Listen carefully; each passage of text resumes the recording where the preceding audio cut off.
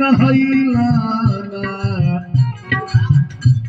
अरे गाँव के प्रयाग में नहैला धन काहे के कमैला जब खैला धन काहे के कमैला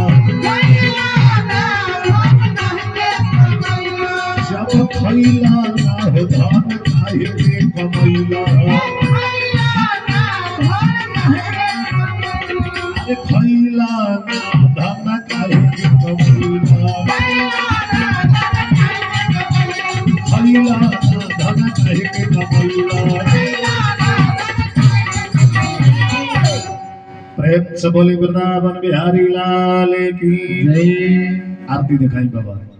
चलिए अब रामलीला करो लोग अवलोकन करी आ जान जाए कि काल समय यही रही 10:30 बजे से लेके 12:30-1 बजे तक।